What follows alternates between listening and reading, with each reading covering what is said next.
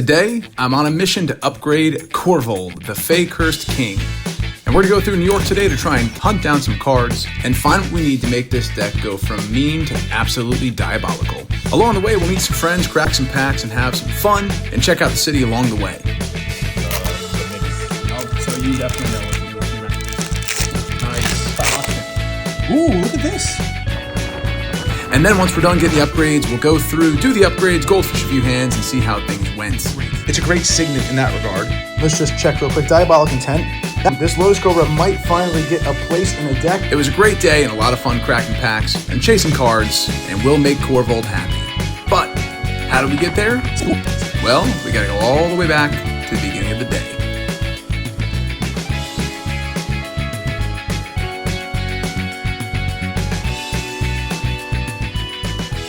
Before we get started, I want to talk about the amazing giveaways I have for this video. The first is a Commander Masters Precon of Onyxia, Hand of Erebos.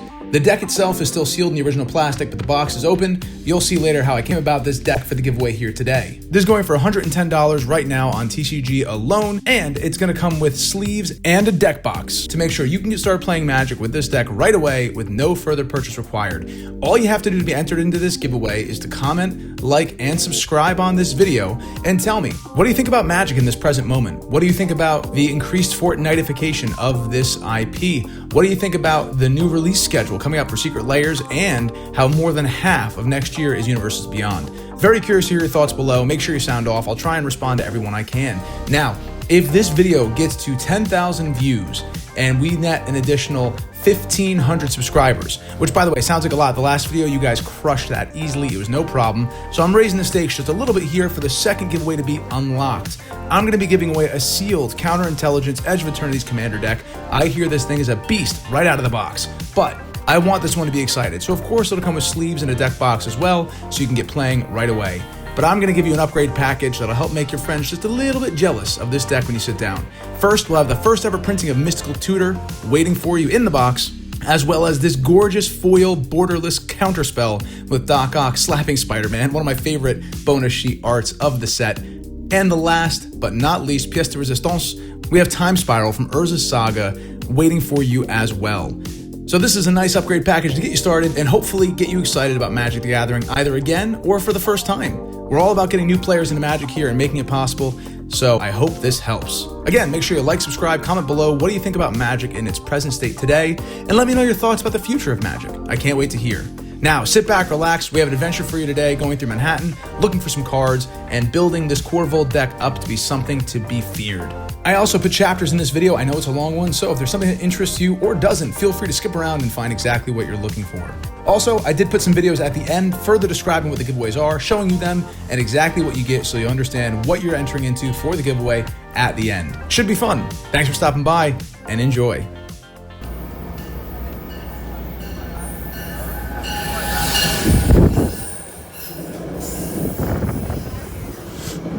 The start of another day, just like any other, except today, I get to go hunting for cards. So this video requires a little bit of lore to get you up to speed. If you hadn't seen, I did buy this giant collection of Magic cards that came with 12 or 13 fully constructed Commander decks. I gave away 2 of them, and I've been working to decide which ones I want to keep for myself and which ones I want to give away, or maybe separate for parts for other decks. The one that has been speaking to me most has been Korvold, the Fae-Cursed King.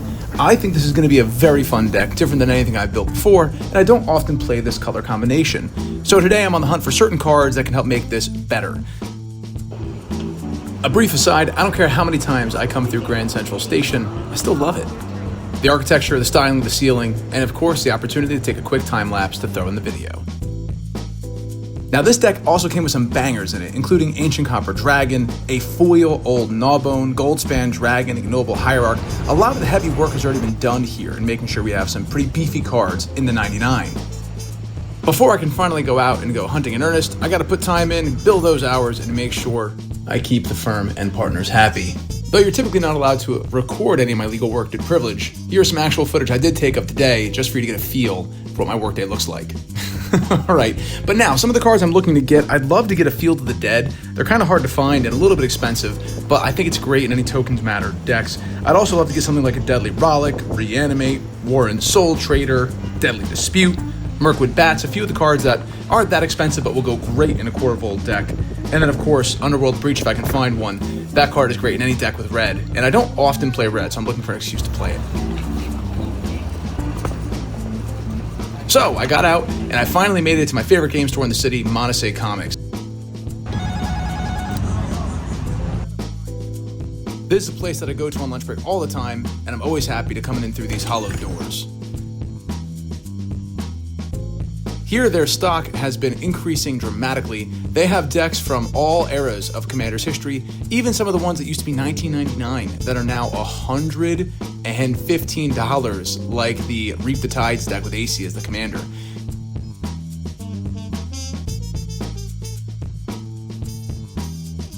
And I saw the pieces of the Commander Anthology number 2 with Breed Lethality and Atraxa, one of my first really cool Commander products. And my goodness, an MTG Legends booster box, think of the value. This shelf is dangerous. A beta Underworld C, that beautiful Soul Ring, so much to look at, and a beta Demonic Tutor, that might even be alpha. And here's where we made one of our first friends of the day. He was cracking some packs of Final Fantasy Collector Booster. I asked if I could record, and he said sure. He was looking for Cloud, Sephiroth, and of course a traveling Chocobo if he'd be lucky enough to get one. Yeah. All right, no double-sided cards, all right. Okay. Oh, I miscounted. Let's see. On. Oh, those are Collector Boosters only. The foil. Yeah, the Ishgard and the. That one right there, Hero. yep. And Sephiroth. Nice. And Golbez. And that. Not we're looking for, but not a dud pack at least. Yeah. Good luck. Thank you. Oh. The double cards ruined it for the Final Fantasy to do that. Yeah. Yeah. Spoiler alert. Okay. There you go. Hey, look, Secret Rendezvous in the foil. That's not bad. Small hit. Small hit. Not bad. Good luck.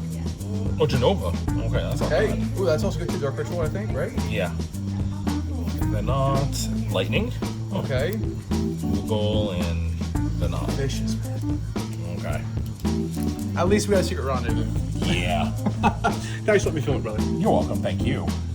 Well, at least the foil through the ages cards were pretty good, and we kept on talking and we decided to return the favor and me and my buddy crack some packs with a new friend along for the journey to see what we can get. Unfortunately, the second story of Monasay was closed, which has a lot more of their higher value and secret layer cards, which I really wanted to look at. But they closed it because during the day, it's too hard to monitor and apparently theft was running too rampant and too many cards were being stolen. So unfortunately, the best part of the store was off limits. So our only hope was to crack some packs to try and pull something good for Korvold. And I did think, believe it or not, Radiant Lotus would be a nice addition to this set. So I grabbed a couple Aether Drift Collector Boosters. I know. And then I also grabbed a Collector Booster of Dominaria United. And my friend did the same. And we cracked into him to see what we could find. Dragons. Cool. Could build that. Okay. Not terrible. On to Aether Drift, notoriously a value-packed set, which is why we can get it for $25 back. Nice. Because you're not a pro. The Rise at the front. I don't know, actually. I think it was yesterday. Was it? Yes, there's a new update going on. All right, there you go. Keep the suspense going. Nice.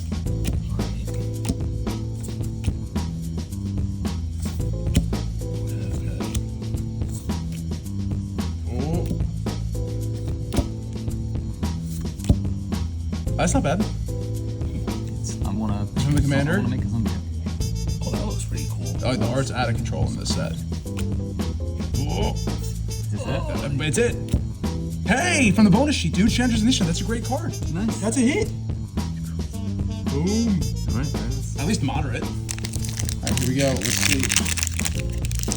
We have not a lot of options. We're just going to try and pull here an Aether Spark serialized. I like how you did that. That was... I can cut out. Here we go. All right, the land into the potential hits. Unstoppable Plan. Oh, no. Hey, that's your commander. There it is. That's cool. Yep, awesome. Regal Imperasaur. Oh, nada. All right. Let's jump right into the next one. Start my engines, though. That's exciting. Gotta love starting your engines. When people say what was Magic missing, I say they were missing Fast and Furious mechanics. And look, now we got them. All right. Oh, come on. Not a bad card.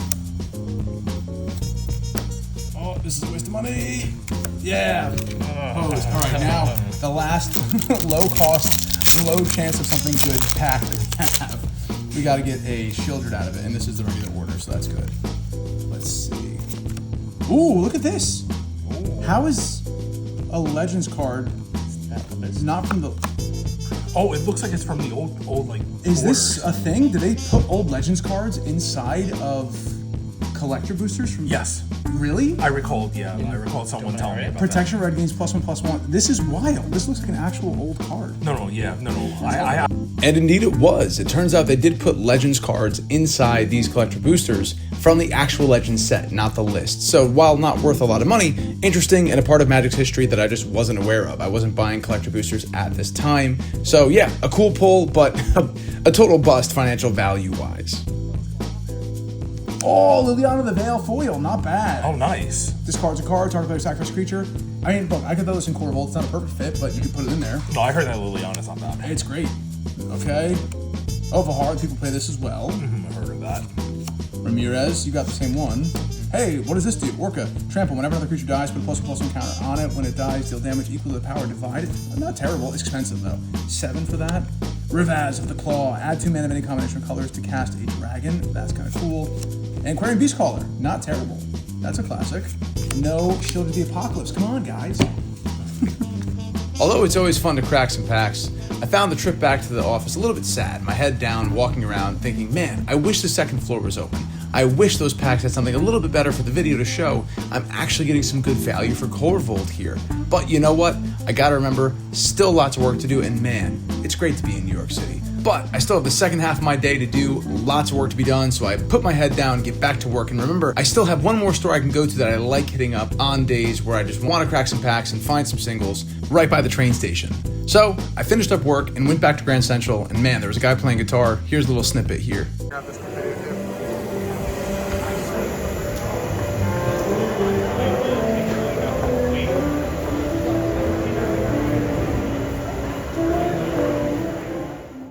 One of my favorite things about going through Grand Central is you occasionally hear artists just playing, whether it be on a cello, violin, guitar, saxophone, even a vocalist. It's always something new, and they typically hang out either at that stairwell or the stairwell on the other side. So either way, I hopped back on the train and made my way back up the Hudson River Valley. So I decided to head on back right off the train station to Third Universe and see what I could find. I know their selection is not as large, but I found some of my favorite cards in this store. So you know what? I decided to go on in and try my luck to get something better for Korvold to really make this deck sing.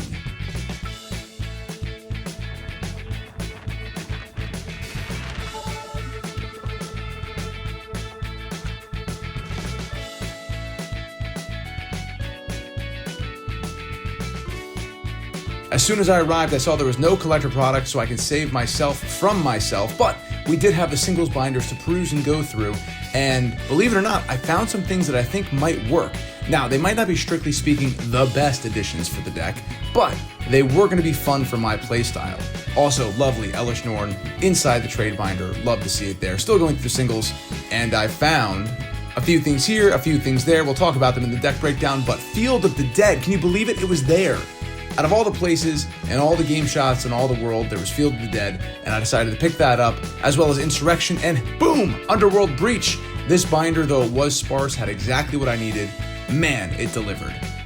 Always great to be back at Third Universe, so I hung out, talked with the lovely owner Brian, and I told him about this YouTube channel and how good the giveaway went last time. And he said, hey, look, give this to your viewers. Somebody opened it, returned it. I can't resell it, so he drew the Onyxia on the cover of it. It is not the Eldrazi Incursion deck. It is the Spellcaster Sorcerer. So either way, that's going to be one of the giveaways for today. Thank you, Brian, from Third Universe. We appreciate it. If you're in the area, the Hudson Valley, check it out. Great store, excellent pre-release events, and a really friendly atmosphere. Talking with Brian, hanging out back at the store, it was the best way to end this day. No matter what the disappointment was in trying to find good cards inside Montase, Montasi, however you want to say it, this was a great way to end it, and I actually found exactly what I was looking for the deck. And now we're going to flip on over to the deck building portion, where I'm going to pull some more cards out of my collection and go through the upgrades and goldfish some hands, and you can tell me exactly how I built this deck wrong, but I think this is going to make it more fun, make it a little bit more potent, and tuned to my playstyle and my liking. All right, we are finally here to the upgrade portion of the video. I'm going to briefly go through the Korvold deck as it was. We did do a lot of showcasing of this deck with the prices in my last video. I'm going to link it right here with the collection of all the commander decks I got, but Korvold really is the one that's been speaking out to me. I can't wait to upgrade it. Now, this had some really good cards in it, some real bangers. Like I said, it did do a lot of the work for me already. Prismatic Vista, that was a big one. Blasphemous Act, Old Gnawbone in the foil, gorgeous, we're gonna keep that. Ancient Copper Dragon, gonna keep that. Lots of really good things in here already that do make this deck pretty upgraded, to be honest.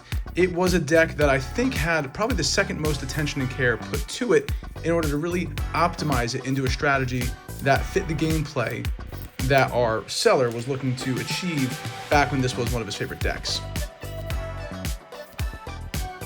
I did do some investigation of what kind of cards would fit nicely in here. I really enjoy the token strategy, and I'm not going to say or claim here that any of the changes I'm about to make are going to make this deck, strictly speaking, better or stronger. I do want that to occur, but I won't really know until I get a chance to play it against some other decks, and we're only going to be able to goldfish it here at the end of the video on Mox Field, where the deck is listed in its current form, which we'll briefly go over. We'll track the changes and then go through and see how it plays. Now, the big thing for me is I want this deck to be more token focused. I think it's a lot of fun to make a lot of treasure tokens and get some big splashy things on the board.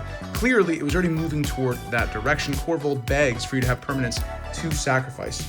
So let's take a look at the different permanents available to sacrifice that this creates. I mean, first and foremost, Skull Clamp, of course. If you have a lot of useless things like Squirrels, some 1/1 sapperlings that you can sacrifice, this card is absolutely busted. Goldspan Dragon for that token approach. Academy Manufacturer, incredible in any token matters deck.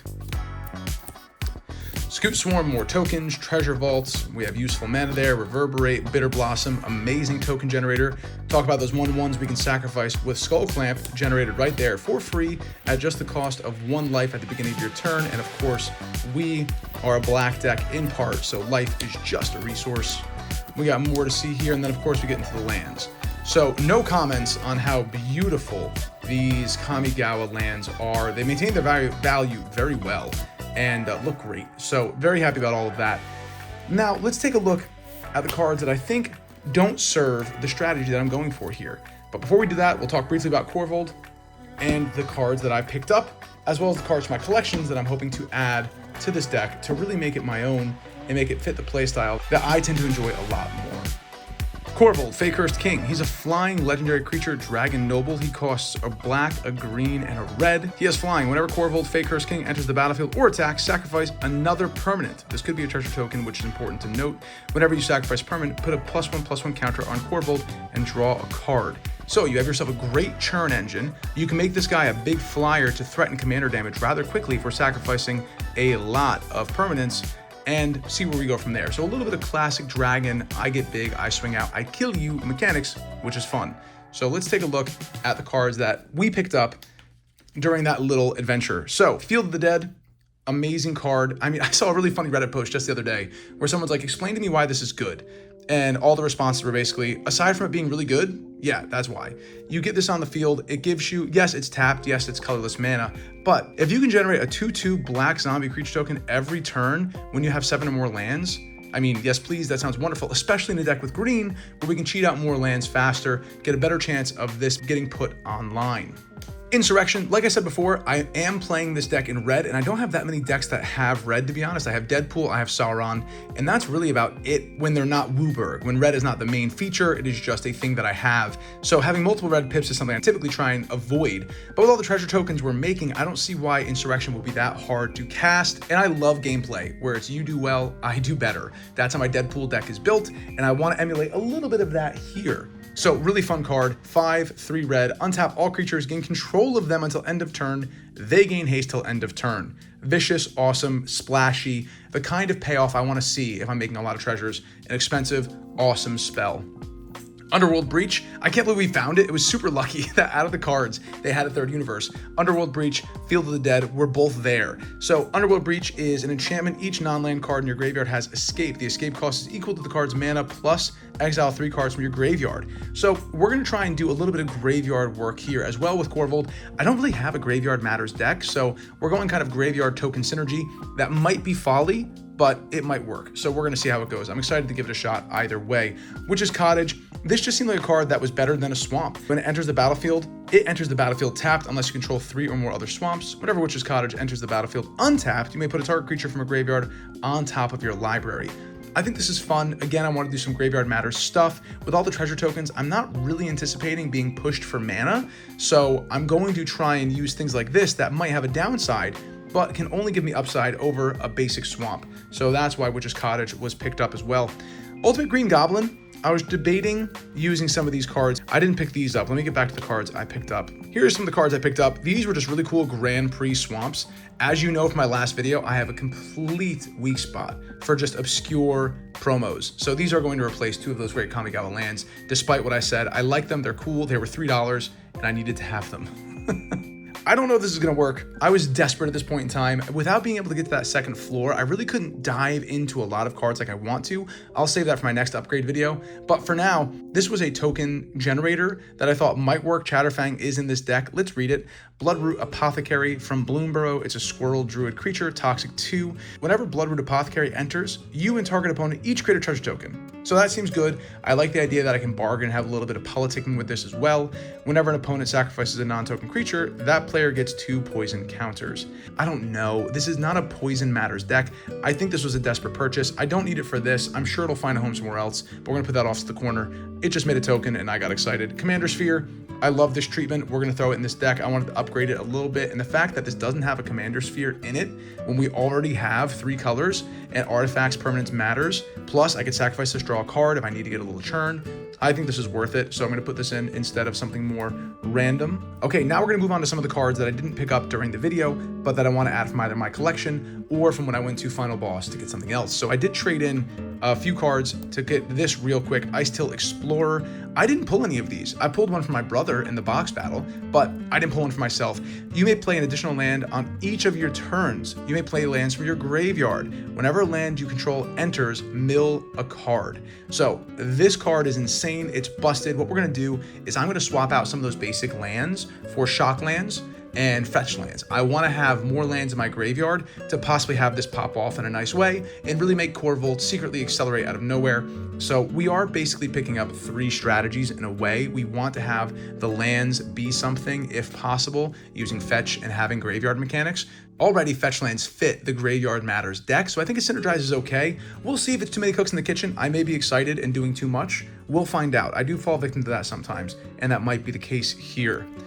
Ultimate Green Goblin. I might be desperate just to find some utility for my Spider-Man cards, but let's see. It's a legendary creature. At the beginning of your upkeep, discard a card, then create a treasure token as Mayhem 2 and a black or red. I mean, look, it's a big creature. It's a 5/4. I think discarding a card isn't going to matter too much because Korvold lets me draw a card. I don't know, it might work. We'll see how it goes in Goldfishing, or if I even find a spot that I'd want to swap for a creature that enables this kind of mechanic. So this is in the maybe pile to be sure. We'll put that right here as a maybe. Again, might be desperate trying to use my Spider-Man cards, but this could totally work. Multiverse's Passage. It'll just give me some mana fixing early on. And then finally, the Soul Stone. I did break down, guys. I did 7 boxes on this channel, 6 boxes on this channel. One of them, my voice was messed up. It was my brother's box. I didn't pull anything good. I might post it later, but I haven't edited it at this point in time. So I just went ahead and bought a Soul Stone. I didn't want to just keep cracking packs hoping to get one. I think this is a perfect addition for a Korvold deck. It's indestructible. I can add a black with it. It's a great signet in that regard. I have a 6 and a black, exile a creature I control, and then I can harness the Soul Stone, which gives it's an infinity ability. At the beginning of your upkeep, return target creature card from your graveyard to the battlefield. Again, Graveyard Matters in this deck. I think this is a good fit here, and it'll be the first deck officially that I throw the Soul Stone into. So I'm excited for that. Those are the upgrades I have immediately on hand, but I did want to go through briefly my collection to try and grab another card or two that I want to put in this deck that I think would work out well. And it's time to showcase my new boom arm. I know you're all excited to see a new camera angle here, so I did give in and finally buy a boom arm so I can have a better way of showcasing the cards and hopefully combating that ridiculous glare that has been my perpetual enemy since I started this channel, and we're not going to play unsleeved cards. So Commander Masters was a set that I thought was actually really exciting to me. I thought the way that the design of these cards was appealing and attractive. So I bought a lot of them, I'm not gonna lie. Poor Mana Crypt, it's banned. I would love to put it in here, but I can't. So we're gonna skip ahead here through the Commander Masters section. Here's some of the Lord of the Rings stuff that I have that I don't know if there's anything I really need for this deck in here that's immediately apparent to me. So we might skip over this. Let's just check real quick. Diabolic Intent. That might be one worth doing. Sylvan Tutor, that might be worth doing as well. So we're going to pull these two real quick and have them on standby just in case they fit the vibe that we're going for here. So Diabolic Intent, of course, as an additional cost to cast a spell, sacrifice a creature, search your library for a card, put that card into your hand, then shuffle a good tutor, and then Sylvan Tutor, search your library for a creature card, reveal it, then shuffle, put this card on top. So decent tutors here. I need to go back and check. We don't have demonic or worldly tutors in this deck, and I think it wants those. So I might do demonic or worldly first, but we'll pull them off just so we have it. All right, nothing I want here. We'll keep on flipping through. Nothing I want here, I don't think. This is a lot of my sliver stuff for my sliver deck I hope to build once I have enough of the extended art slivers in order to really get that done with the hand-painted altars here. Whenever we get to this point in my binder, I'm always tempted just to use any of these lovely oil slick cards, including Sword of Forging Frontier. This might actually fit in the deck pretty well. Equipped creature gets +2/+2 and has protection from red and green. Whenever equipped creature deals combat damage to a player, exile the top 2 cards of your library. I can play these cards this turn. I can play an additional land this turn. This might work out okay because I'll have a lot of treasure tokens and I might be able to cast things at a faster rate. So we're gonna pull this out just in case it's relevant and keep on going. This is one of my favorite things to do in deck building, is just to go through my binder, take a look at some of the stuff that was relevant, isn't relevant, may become relevant in a deck, and throw them in. See if I can find a home for them that fits. More hand-painted altars here. I'm going to do a video, a showcase on all these great hand-painted altars. I really enjoy them. It is definitely a hobby of mine, collecting hand-painted altars, especially when they're full art like this. Solemn Simulacrum is awesome. Same with the Lotus Cobra, actually. We do have a Lotus Cobra in this deck. Maybe it's time. This Lotus Cobra might finally get a place in a deck. Let's take this out. We might swap the Lotus Cobra for this, because I do plan on keeping that in this deck. Of course, when talking about making tokens, Kranko Mob Boss is always a temptation. You know, sometimes a Kranko might be a good fit to add into a deck like this, but I don't know if it's necessarily the kind of token generation I want, although it wouldn't be terrible, to be honest. We'll keep that in the back of our mind as we keep looking through here. Here is my page of shame. Aether Drift, bad set. No one says otherwise. I understand. Nobody liked it. I do think the gold foils, despite them looking like some sort of bodily function to some people, I think is cool. It was a new kind of card, but I came here specifically for Radiant Lotus. If ever there was a deck that might get value out of Radiant Lotus, I think it's Korvold. Am I crazy? Tell me I'm wrong. I'm going to take it out. I think it might work. That's why I bought some Aether Drift packs when we were at Montase, however you say it. And yeah, we might give it a shot here, see if it works. Also, when it comes to Tokens Matters decks, this is a tempting one. Nuka-Cola Vending Machine. We can pay 1, tap it, create a food token. Whenever I sacrifice a food, create a tapped treasure token. So I don't know if this will work with Korvold, if I can sacrifice it as the trigger for Korvold and still have this proc. It might work. We'll look up a rule. This might be a technicality, but I might be able to use some food tokens in here and have it create a treasure token as well. So we'll hold on to this. It might not work, but whenever I'm talking about tokens, that card does come to mind. Here's another good addition that might work well in this deck. Genesis Chamber.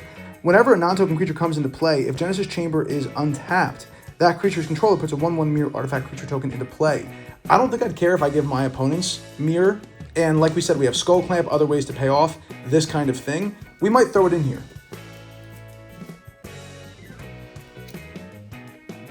As we said, we want to get some fetch lands in here, so we'll start with first a Bloodstained Mire. Right colors, get this into the graveyard, and we'll go fetch ourselves a mountain or a swamp.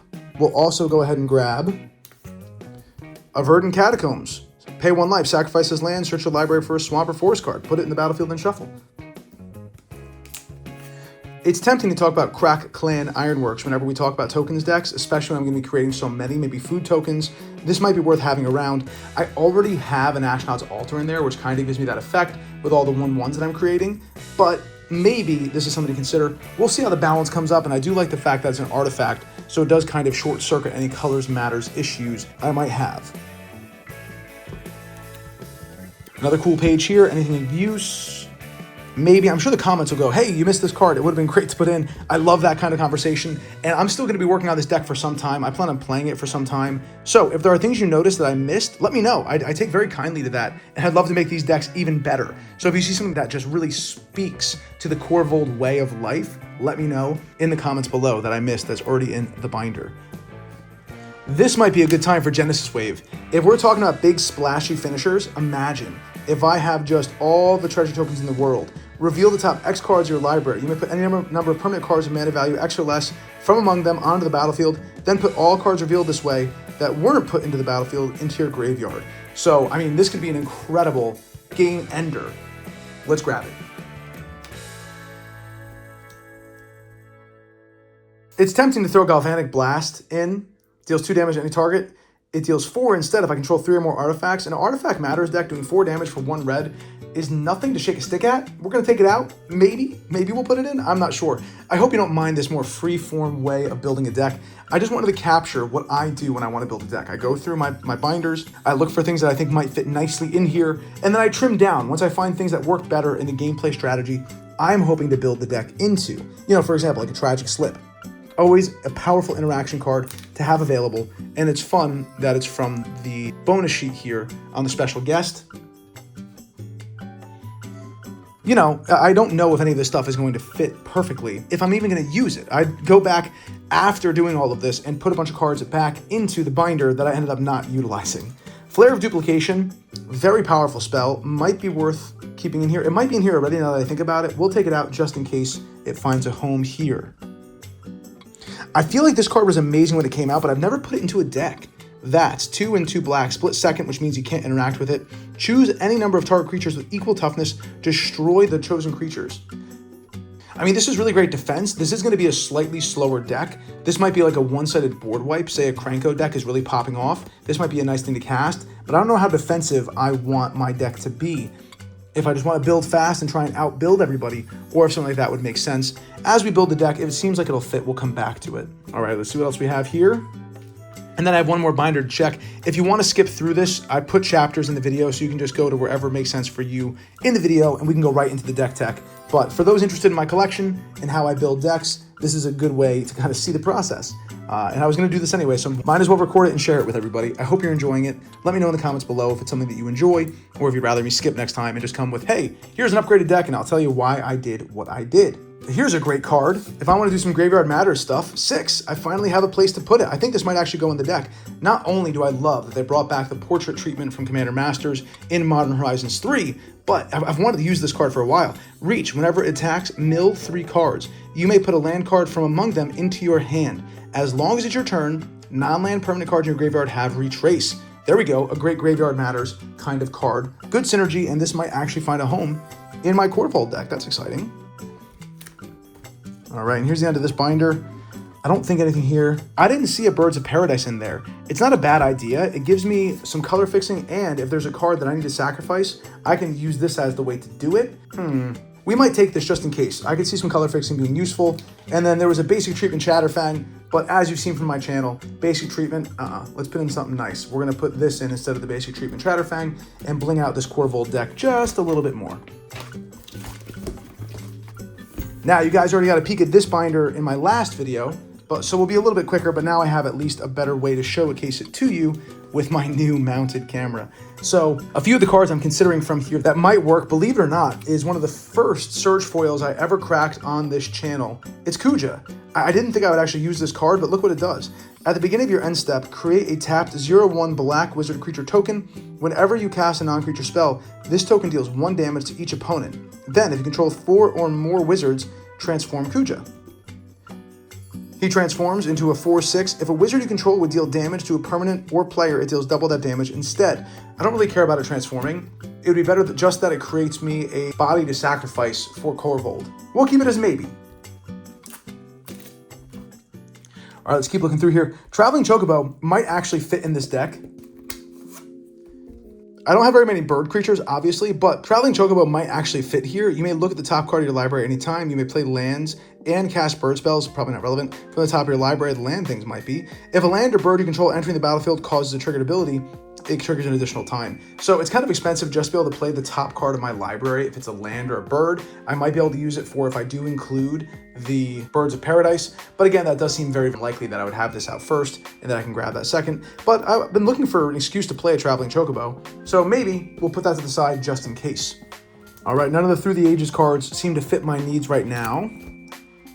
I am tempted to put Jumbo Cactuar in this deck, but it's not really the purpose of this deck, so I'm not going to. But I do need to get this in a deck sometime soon. I want to knock somebody out with 10,000 damage.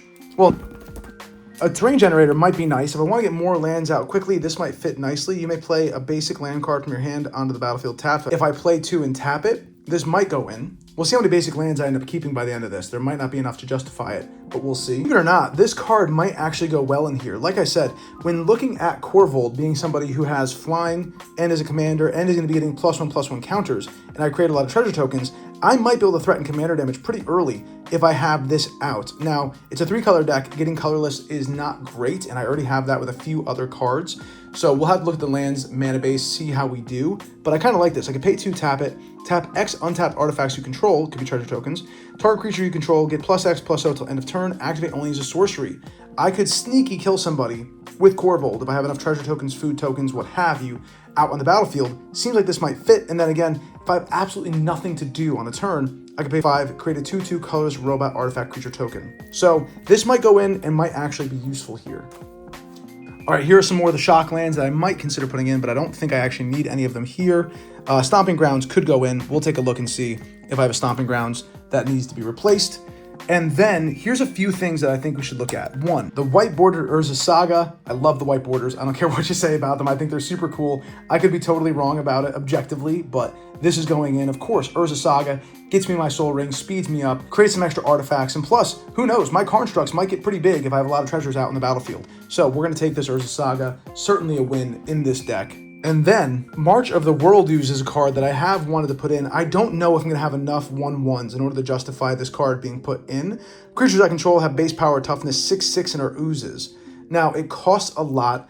I don't know how many creatures I'll have. I even have much more, I believe, tokens than creatures, specifically treasure tokens or food tokens. So this might not be the way to do it. But whenever an opponent casts a spell, if it's not their turn, I can create a 3/3 elephant creature token. So that would help boost up this Creatures Matters approach.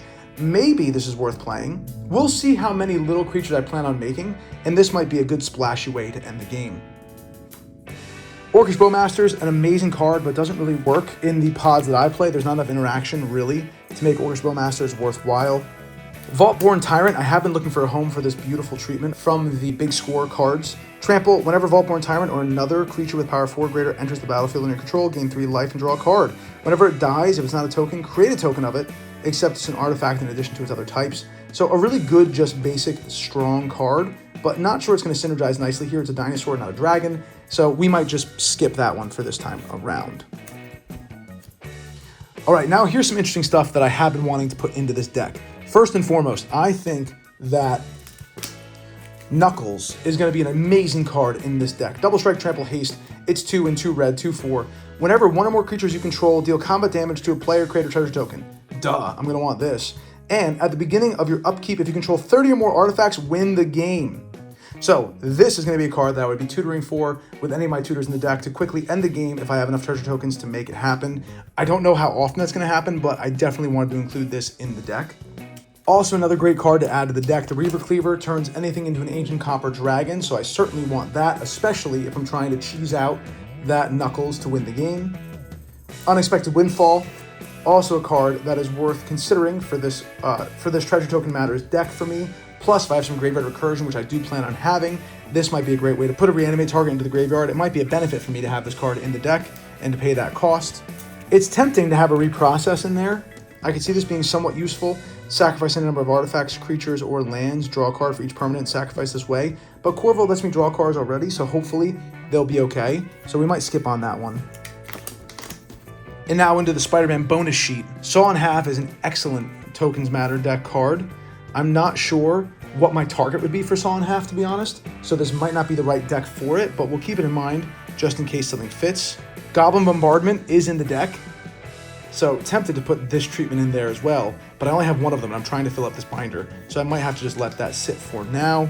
Again, I'm not sure what kind of interaction I want to have, but we could have Hex in here, destroy 6 target creatures. Kind of expensive, but it is a good way for me to help reset the board, especially when there's going to be a lot of time delayed in making this possible. So maybe this goes in. I like the idea of maybe being prepared to have Korvold sneak in for a win here. So making sure that for 5 mana, my creatures gain double strike, and it might actually win the game for me. Or I can get an additional combat phase as well, or get both of those if I have plenty. I think Savage Beating is a no-brainer in here as well.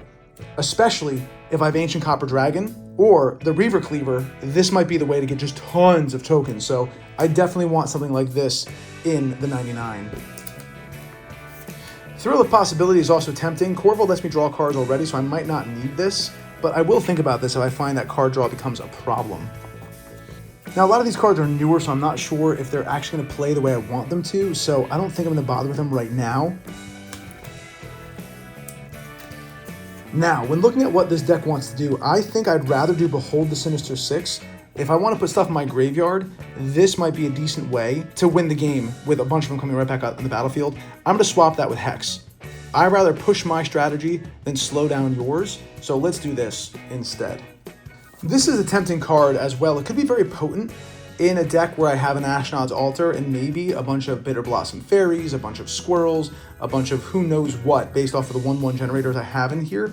But whenever another creature dies, put a +1/+1 counter on Venom. If that creature was a villain, draw a card. So I could see this being really powerful with Menace. I can make him pretty big. Maybe he can synergize with one of like Savage Beatings or any of the things that I have that give more combat phases or double strike. So maybe this is a card I want if I need more punchy things that can come out and do a lot of damage. So we'll put this as a side possible card if I find my creature base is not what I need it to be. And that's the end of the cards I think we're going to go through. Let's take a look at what we have and see how we're going to build the deck from here. All right, so here are the cards that I think I might be adding to the deck and that are worth considering. Okay, we have a few more cards that I wanted to consider and just throw in real quick as possibilities. Defense of the Heart as an enchantment. We'll throw that over there.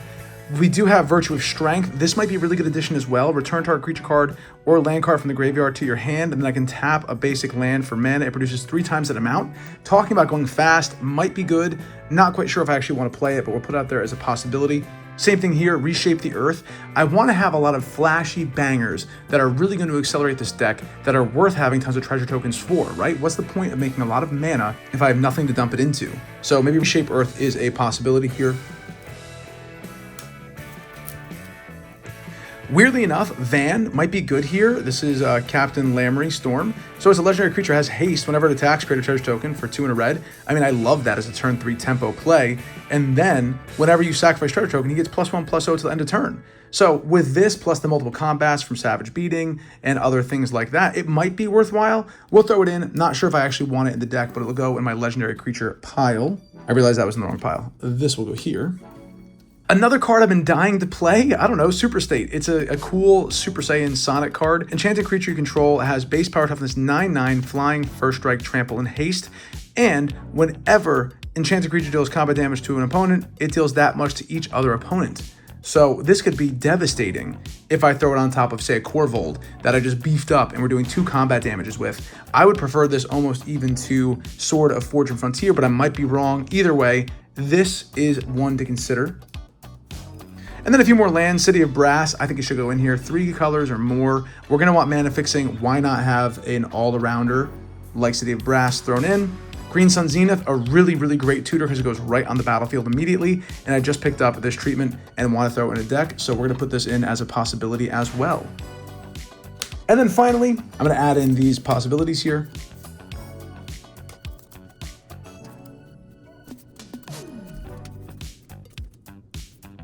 And then finally, I told you before, I'm very friendly about proxies if you own the card. You've seen this in my Chatterfang deck.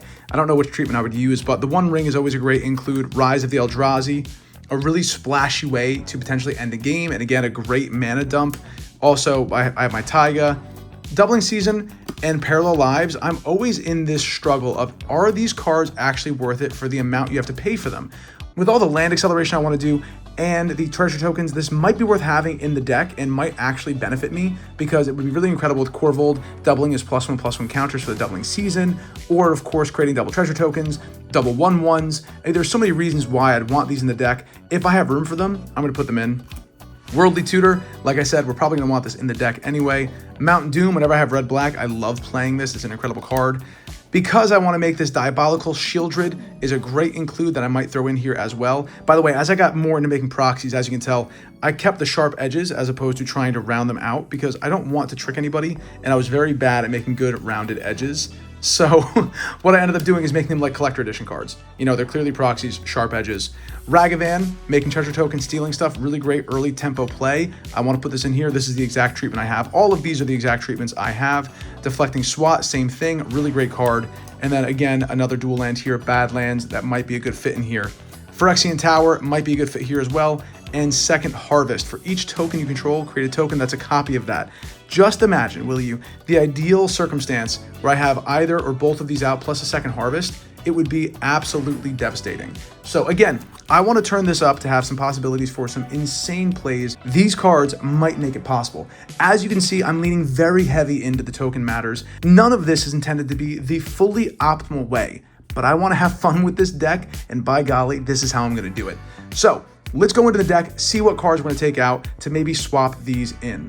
So the way I go about this process is I separate my cards out for keepers to absolute keepers. They're not going anywhere, to questionable to garbage. So there are gonna be 3 piles I'm gonna build here, from the absolute keepers to the garbage cards. And again, I hope you're enjoying this sort of process as I go through in a more relaxed way. This is how I build decks. It might be the wrong way, but I do think this is the best way for me, and it started to yield some good results. And maybe for new players, this is a good insight into why you would choose certain cards and why deck building can be a blast. I'm having a total blast here. I hope you're enjoying watching as well. So, Ancient Copper Dragon, what do you think? It's an absolute keeper. That's going in the keeper pile here.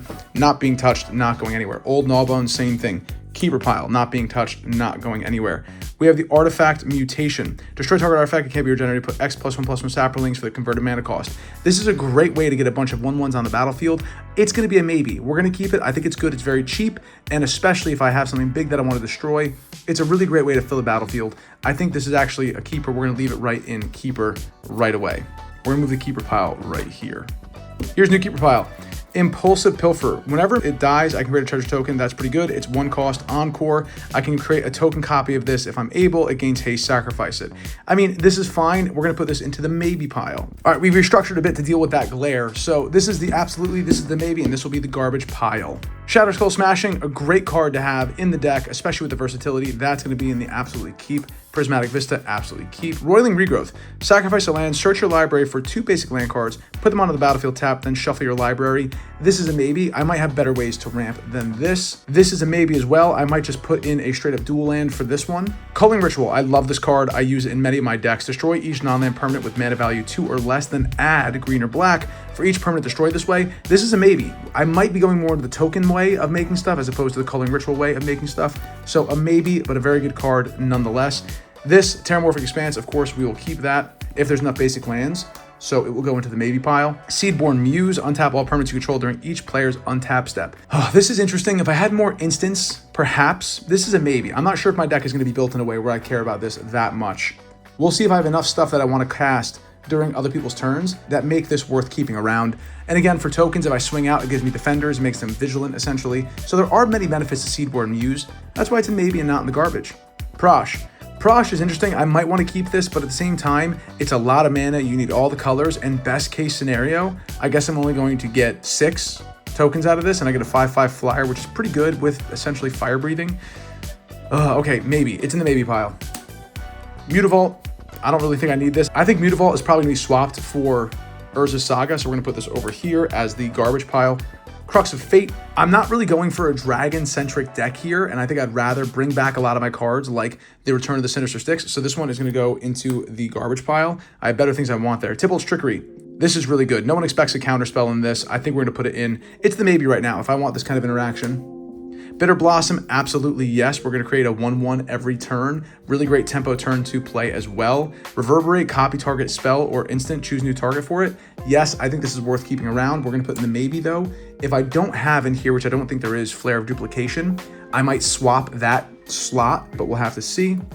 This is a great pathway. It'll go into the maybe depending on what dual lands we're putting in and how the pips line up with the new complexion of the deck.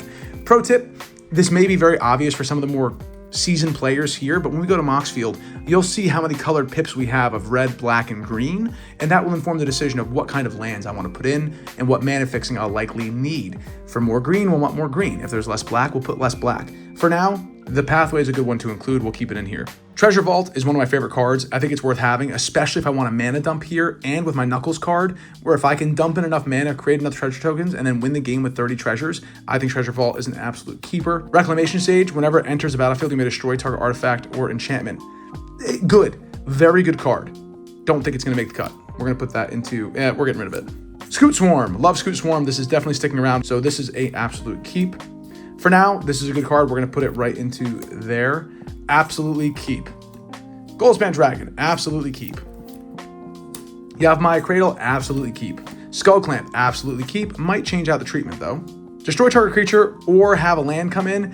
He really did like the MDMC lands, so I don't think this is my style. This is going in the replacement. I'd probably put a dual land in instead of that. Heroic Intervention, pretty good. I think worth it, especially if someone's going to play something that's going to destroy all of my artifacts. I might want this to protect all of my permanents, and especially if I have treasure tokens lying around. I should be able to cast this during other people's turns, so this is an absolute keep for me. Mazarek right here. Whenever a player sacrifices another permanent, put a +1/+1 counter on each creature you control. Don't care, getting replaced. Putrefy, I'll probably keep if I want this as my interaction to destroy a creature. Ashnod's Altar, absolutely keep in this deck. Lotus Cobra, you're being kept and you're being swapped out for that gorgeous hand-painted altar. That is definitely going to replace this one. So Lotus Cobra, yes, but you're getting swapped. Harrow, a really good ramp card. I think we're going to keep it in the deck, but we're putting it in the maybe. I might have better ramp options. Ignoble Hierarch, yeah, absolutely keeping it. Undergrowth Stadium, a commander dual land, absolutely keeping it. Tainted Woodland, tempting. I think we're going to keep this one. We're going to put it in the maybe, depending on what we do here with shocks and fetches. Mayhem Devil, whenever a player sacrifices permanent, it deals 1 damage to any creature. So for me, this would be incredible with treasure tokens. I could beat somebody if they have 20 life left or whatever. I sacrifice 20 treasure tokens, boom, they're gone. I'm keeping it. Really cool card, great interaction. Command Tower, sticking around, gonna change the treatment though. Veil of Summer, draw a card if opponent has cast a black or blue spell this turn, and then I gain hexproof.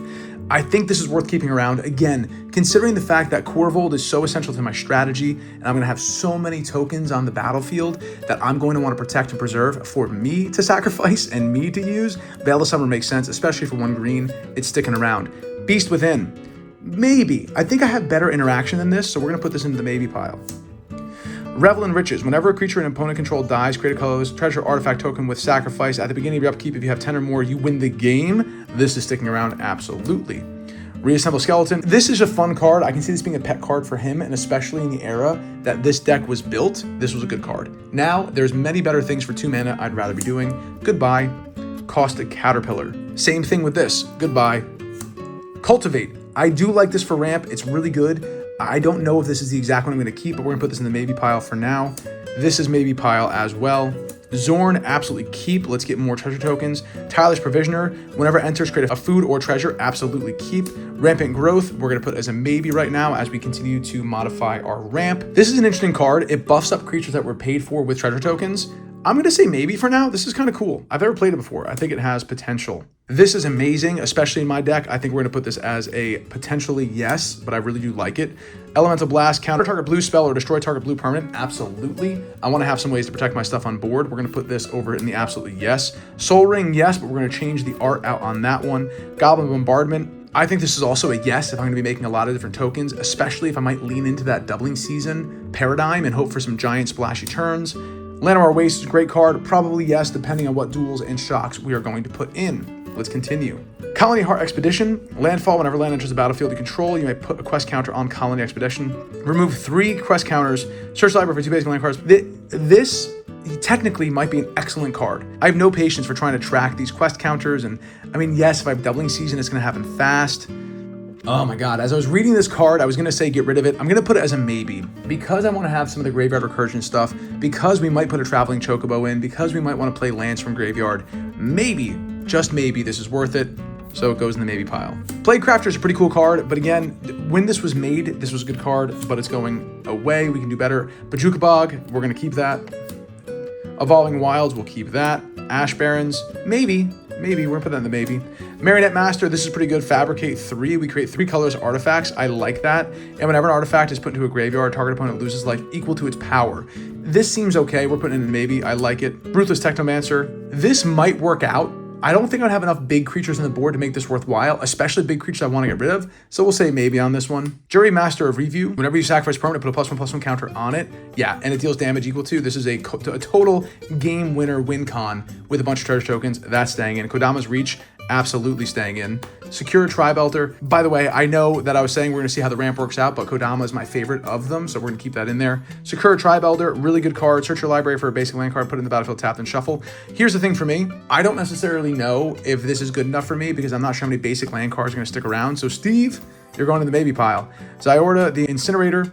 At the beginning of your end step, you may sacrifice another creature, and you create 3 treasure tokens. This seems insane with this deck. I think it's going to be a yes. It's expensive, but if this starts popping off and I start sacrificing 1/1s or 1/0s left and right, this is going to be insane. A great way to rush my token production.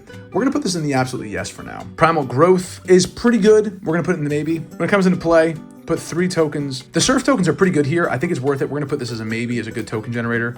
Brass's Bounty. This seems really good as well. A good way to spend a lot of mana and revitalize the mana, especially if I have a token doubler out. Bootlegger Stash, absolutely. I think I want to keep this. I like this card a lot in treasure decks, so I think we're going to say yes to this one. We're putting it in maybe for now, and I do have a better treatment for this that I want to use. Chatterfang, absolutely. Going to get a better treatment. Tireless Tracker, absolutely. Pitiless Plunder, absolutely, to get my loop with Chatterfang. Broken Bond, destroy target artifact or enchantment. You may put a land card from your hand onto the battlefield. It's good ramp, maybe. We're going to put this here. Treasure Map, maybe.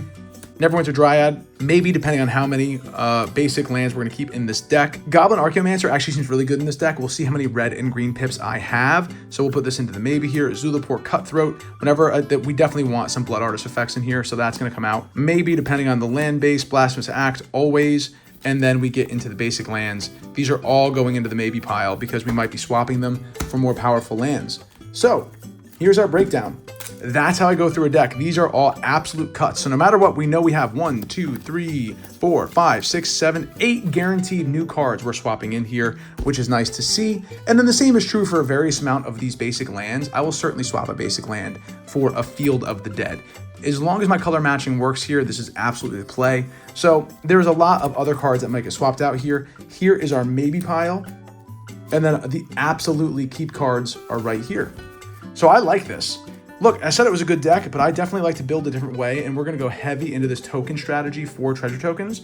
So I think this is a compliment. Only a few cards are completely obscure in my mind, and then these are going to be easy cards to redouble our efforts to make this into a Treasure Matters deck with some graveyard shenanigans, and then these are the absolutely yes keep cards. So lots of room for tooling this deck up to make it the way I'd like. I'm going to do this final upgrade part behind the scenes, and then I'll come back and show you what cards made it, what cards didn't, and how the deck looks at the end of this process. We'll be back.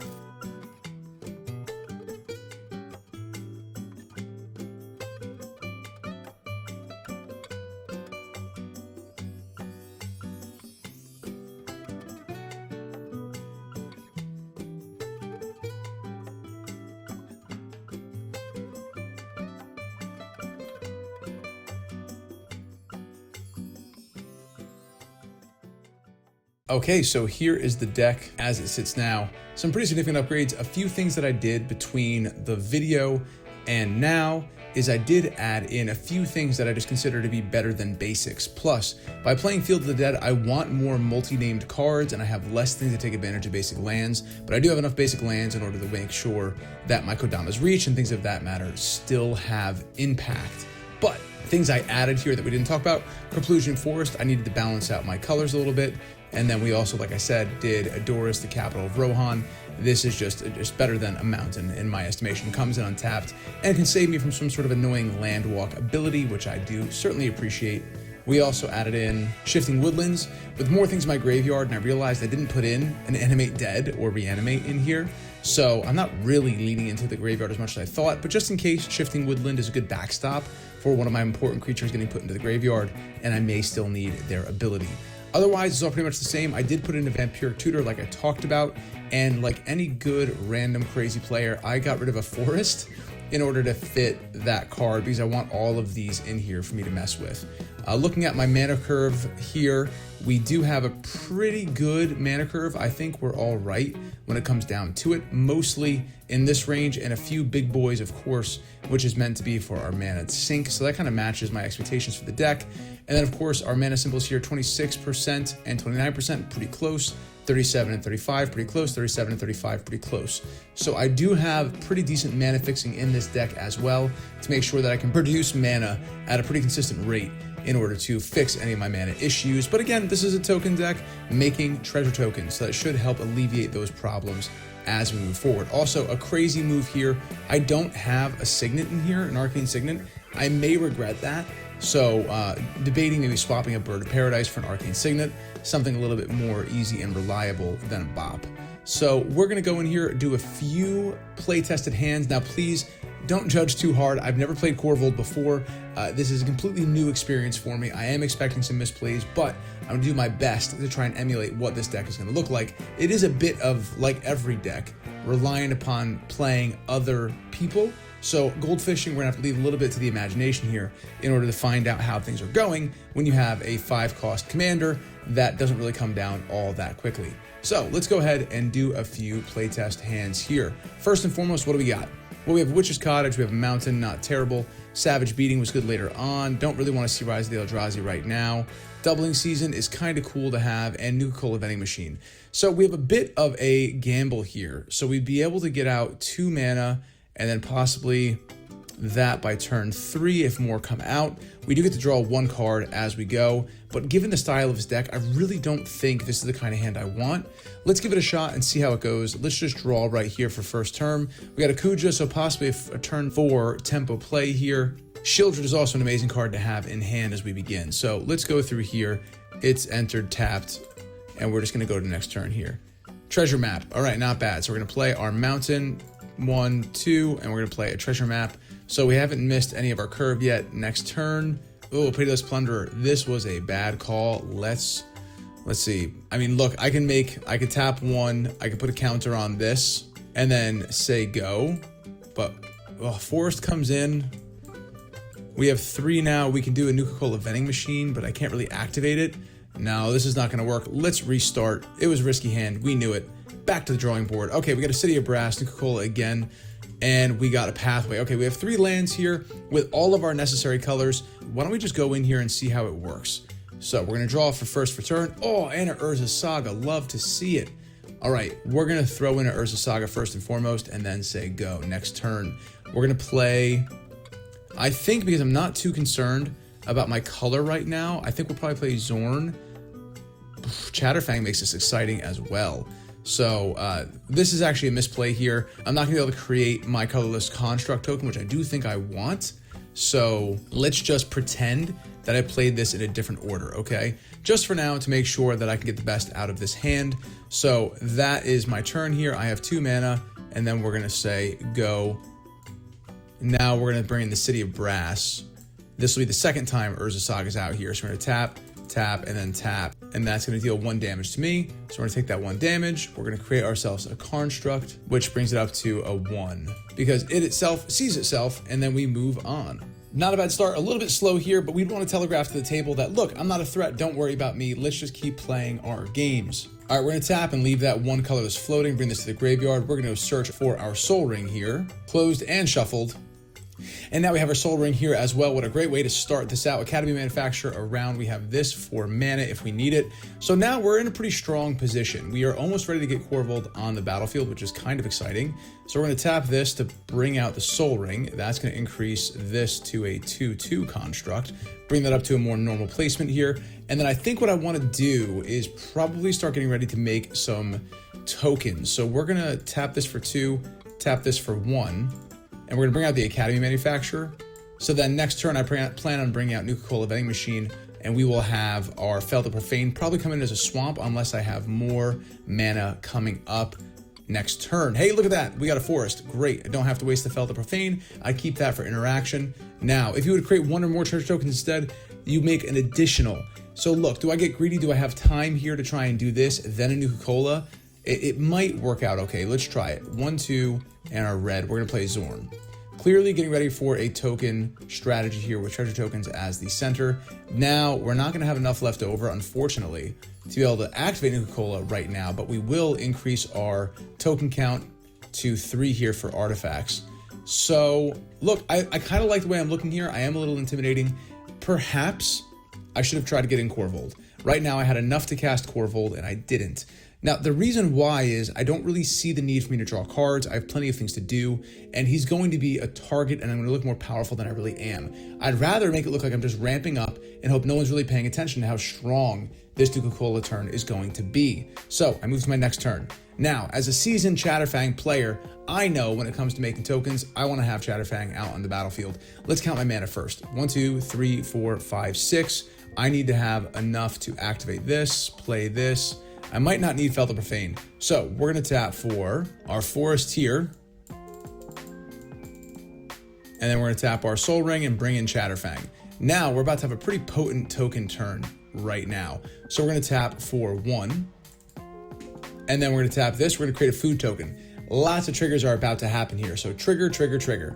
First, if you would create a clue, food, or treasure token, instead create 1 of each.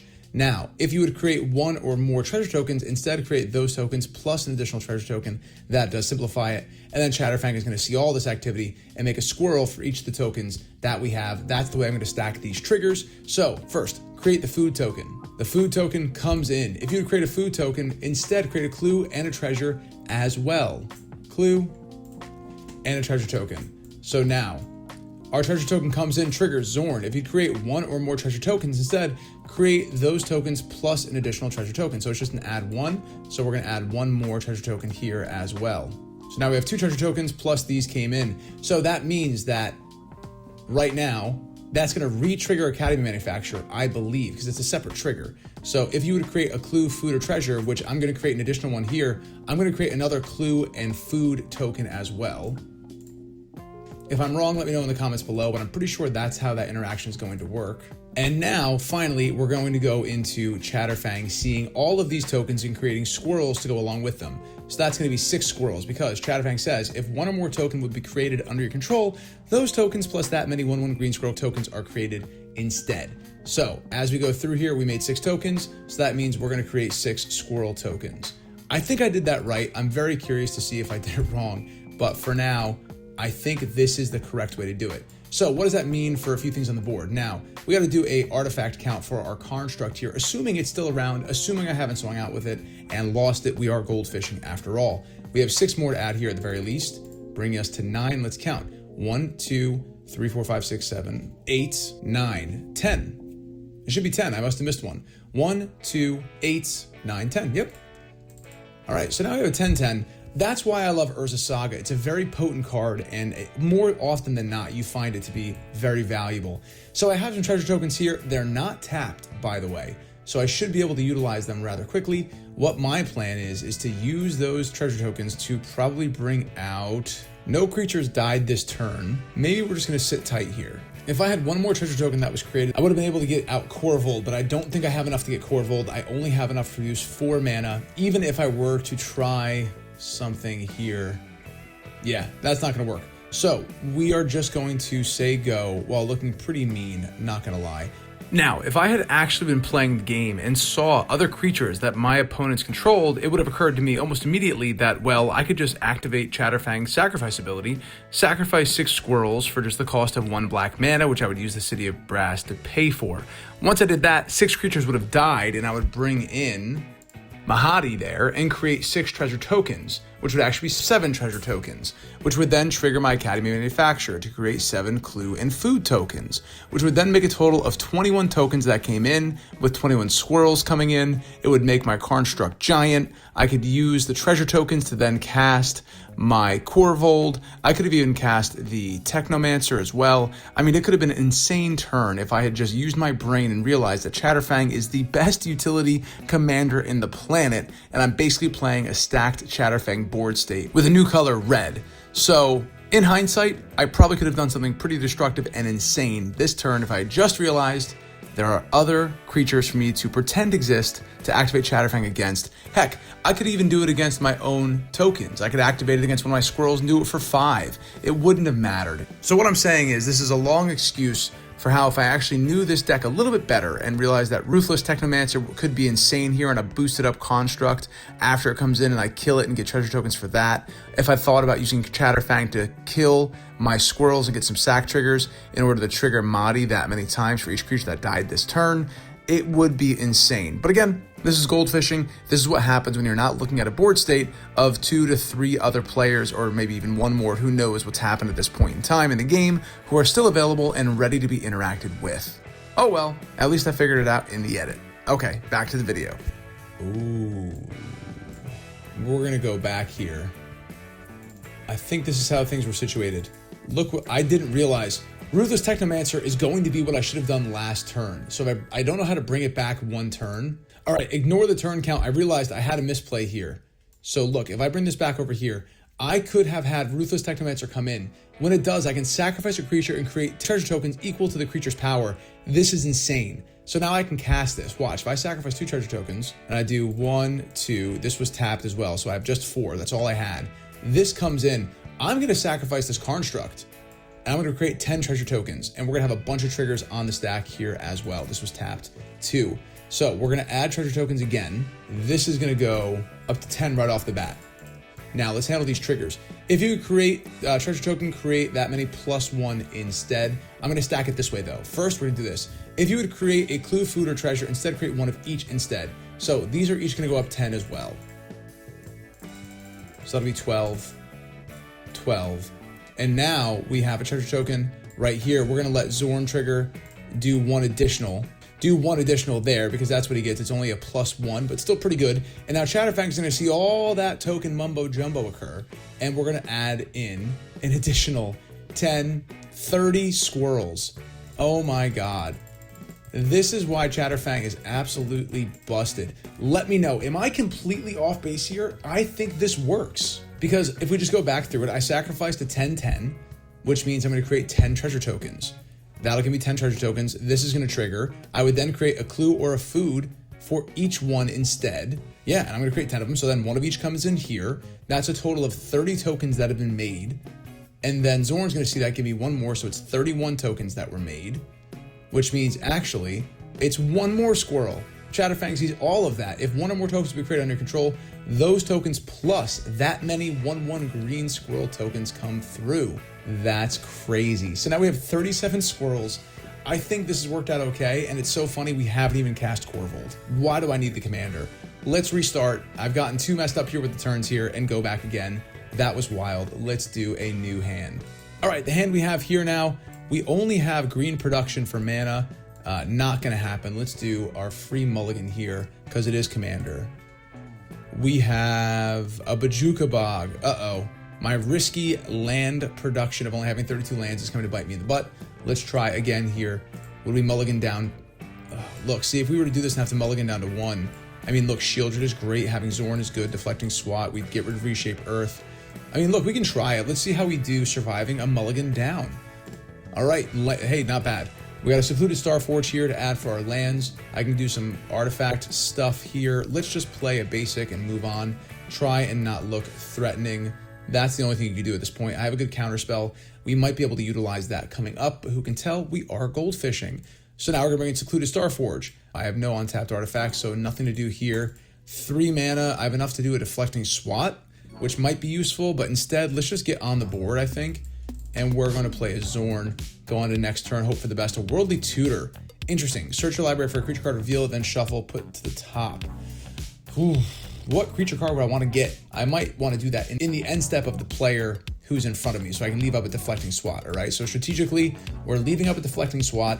We're in the end step of the player immediately before my turn. I'm gonna activate this right before in their end step and search my library. Of the creatures that cost 3 or less, that could really turn the tide on this game, Scoot Swarm would be interesting.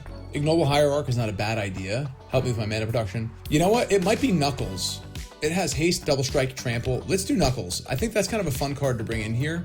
That's gonna graveyard. We're gonna close and shuffle. And we're gonna move on to the next turn. And I'm gonna untap all my stuff and draw. All right, unfortunately, I don't have enough to cast him though. See, very risky. We are running out of mana here. I think we're just gonna have to call this one a bust. Let's go to a completely new hand. Radiant Lotus. I'm very curious to see if this is gonna work at all. Sacrifice 1 or more artifacts, choose a color, target player adds 3 mana of a chosen color for each artifact sacrificed this way. It's just gonna triple up my treasure tokens, make them all into Black Lotuses. It just sounds so cool. It sounds like fun. We have plenty of land here. Let's just roll the dice and see how we do here. We're gonna first play a forest. Let's draw for turn. We have a 6. That's pretty cool. I like that. This is a decent start here. Let's go to the next hand. We're gonna play a Stomping Grounds. We're gonna let it come in tapped because I have nothing to play anyway. Play up the fact that I got nothing going on. Ooh, let's go in for a Taiga. Hard to say nothing's going on now. Then let's bring out 6. 6 is gonna come in. Whenever 6 attacks, mill 3 cards. You may put a land card from among them into your hand. This is going to be super helpful for the position we're in right now. As long as it's your turn, non-land permanents, cards in your graveyard have retrace. You can cast them from your graveyard by discarding a land in addition to paying their other costs. So that's kind of cool. It's nice to have that activated now. We're going to say go and move on to the next turn. Ooh, Ancient Copper Dragon. Love to see it. So what we're going to do here, we're going to play a Verdant Catacombs. We're going to tap, we're going to sack this. We're going to lose 1 life. And we're gonna go ahead and grab ourselves a swamp. Actually, we're gonna go grab our other dual land here. We're gonna go grab our bad land. That's gonna come in, close and shuffle. Thank you very much. Now we have our bad lands out. I think what we're gonna do is probably Academy Manufacturer is the right play here. Yeah, so we'll leave up that Academy Manufacturer is gonna come into play. And now we do have Retrace, but we only have a Verdant Catacombs in the graveyard. Not something I need right now. And we're gonna move on to the next turn.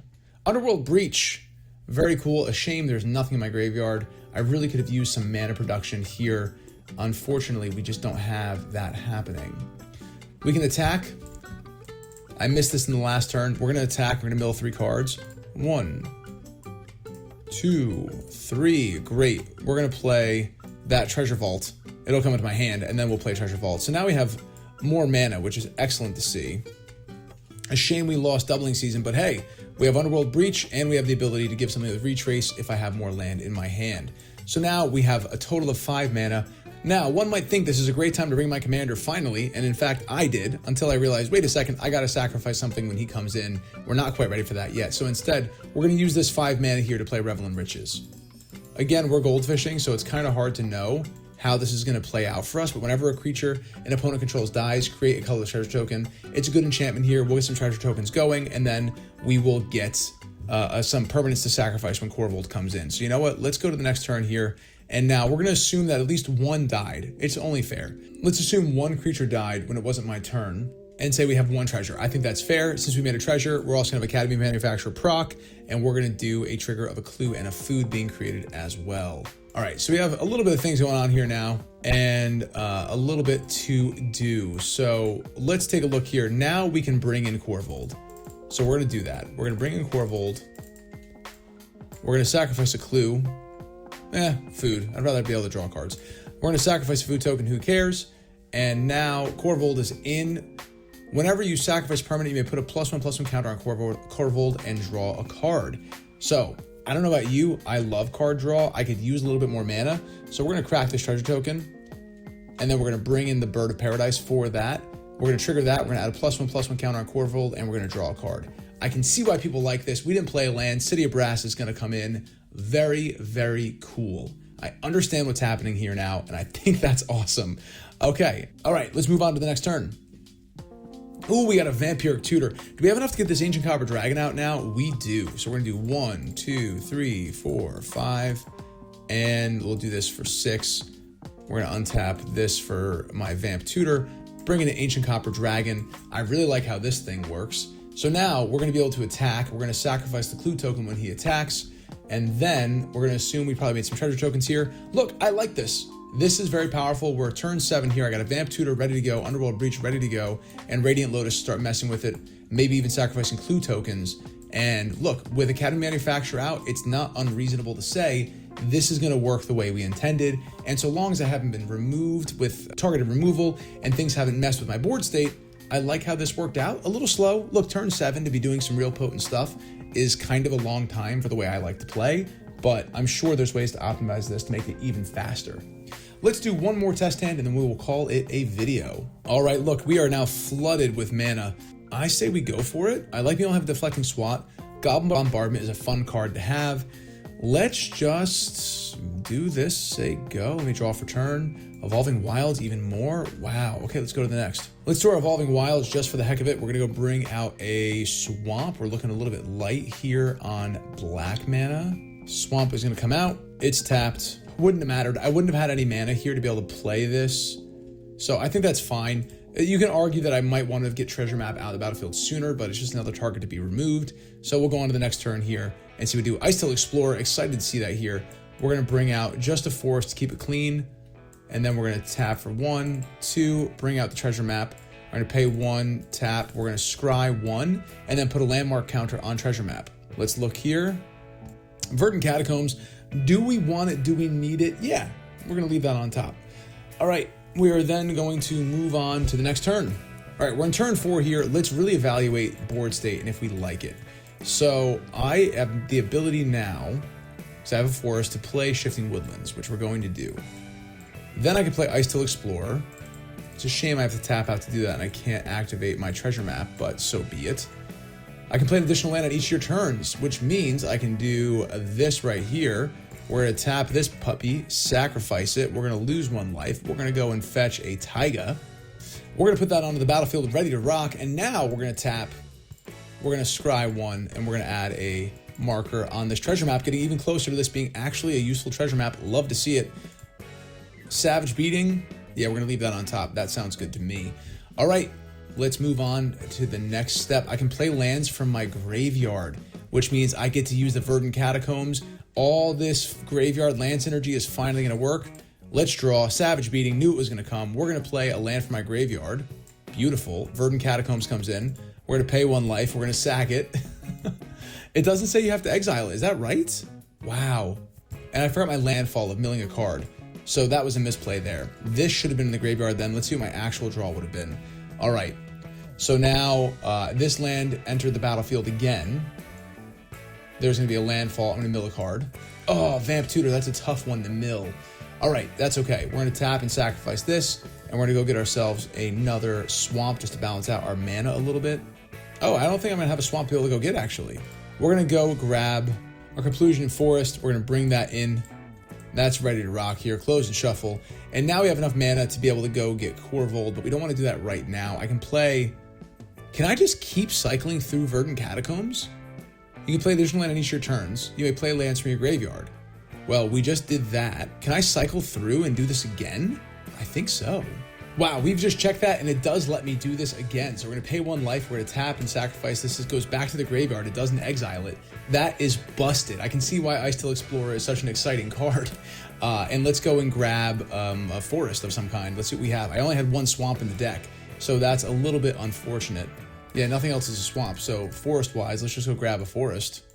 I mean, this will eventually stop working, but man, that is an incredible turn of events here. We're going to play this, we're going to add this, and we're going to tap, we're going to scry.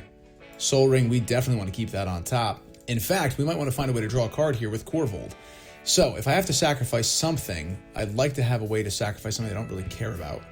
Can I create anything here? No. We have 1, 2, 3, 4, 5, 6 mana left. Let's play the Radiant Lotus. Why not? Let's have a little fun here. Radiant Lotus is going to come in. We're going to next turn here. Now we have a Soul Ring. We're going to tap for 1. Soul Ring comes in. I could have transformed this last turn. Let's go back. I misplayed, so I just went back and tried to recreate the board state. This actually gets to flip, and now I can sacrifice a treasure and draw a card or add colorless. So I have 1 more colorless mana left. That's pretty cool. So now let's resume the turn as if that had already occurred. Now we're going to draw that card. It's Soul Ring. We're going to tap this to play the Soul Ring. Now the Soul Ring is out. We're going to want to see what else we can do here. I think the best thing to do is start stacking the board, to be honest. So let's do a Mayhem Devil for 1, 2, and then we're going to use this with 1 floating, because who cares? We're going to do this and this to be able to play Kalane. Now we have people that I'm willing to sacrifice. Let's try and get a treasure token as soon as we can. And we'll just say go and hope for a good draw next turn. Ancient Copper Dragon, very cool to see here. Let's see what we can do. I want to get Korvold up, but I don't have anything I want to sacrifice. Oh, when this person enters, create a treasure token. I missed that. I'm not sure how I did that. Like I said, please forgive my first time playing jitters here. Other creatures I control enter with the additional +1/+1 for each treasure spent to cast them. Very good. All right, now we can do some weird stuff again on this turn with Icetill Explorer and fetching our land. But we're just not going to waste time with that. Let's just go ahead and pull out 2 forests because we know we can do it. This will be the last 2 cards I can get with this, but I can play an additional land per turn.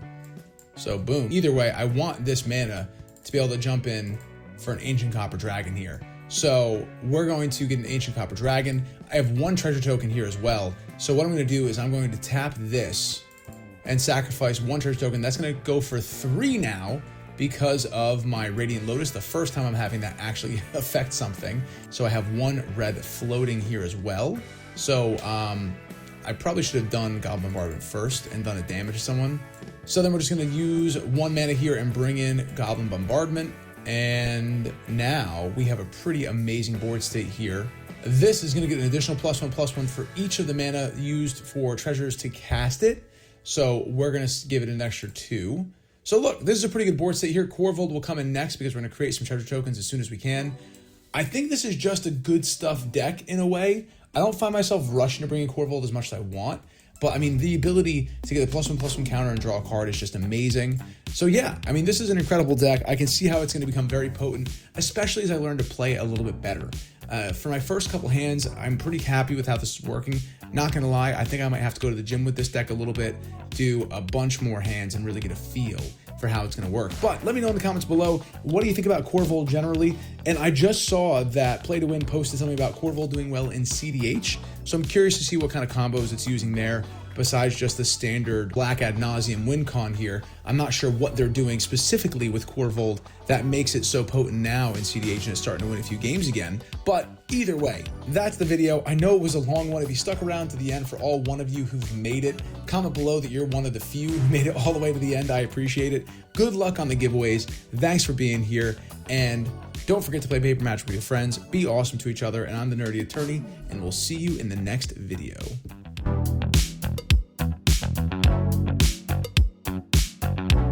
All right, we're going to talk about the first tier giveaway just a little bit. Since this is not actually Eldrazi Unbound, I'm sorry. It's the, I believe her name is Icetill. I'm not exactly sure. Let's open up this box and see what's in it so I know exactly what I'm shipping out to whoever wins this first tier of the giveaway. The second tier giveaway is going to be absolutely insane, of course, but this is a great way to start it, and I think a wonderful way to share a little bit of Magic the Gathering with potentially a new player or somebody who just wants to expand their collection.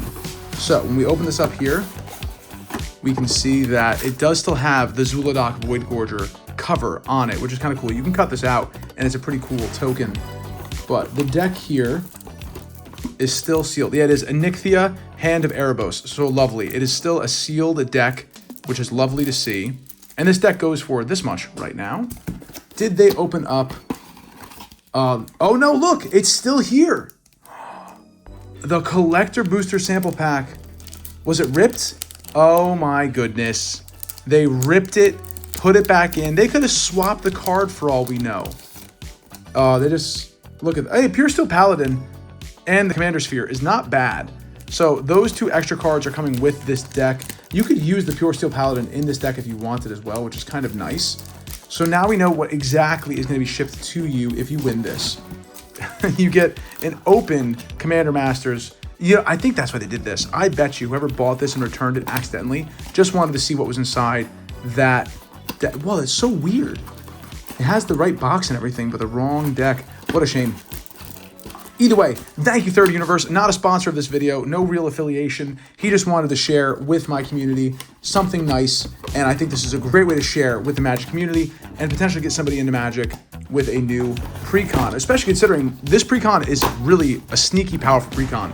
It works very, very well, and anybody who gets this will recognize that Spellslinger decks, especially Enchantment Matters Spellslinger decks, are really quite powerful and hard to interact with. Not many people run destroy target enchantments. Of course, there's Swords to Plowshare that's going to destroy target permanent, but again, enchantment stuff is pretty fun and hard to interact with. So that is the first giveaway. I'm also going to send this with 100 Karn sleeves that I got from a collection that I bought out. They were still sealed, so now you will have a deck box, so-called, in this, plus 100 sleeves, so you can get started playing right away with this deck without having to worry about spending any additional money because you won the giveaway. So this is the complete first giveaway here. These cool sleeves, this amazing piece of art, and then of course the Nixthia deck, not the Eldrazi Unbound deck. That is what will be coming to you if you win this giveaway. Now for the second giveaway, it's pretty easy to understand what we have. A fully sealed Edge of Eternity's Commander deck. Those 3 awesome cards I mentioned at the beginning, the Counterspell, the Mystical Tutor, and the Time Spiral. A fully sealed pack of Cortex Ultimate Guard sleeves, and that deck box. All coming to you if you win this second giveaway. So don't forget to subscribe, like, and comment, and this will be activated if we hit those targets mentioned at the beginning of the video of 1,500 new subscribers and 10,000 views.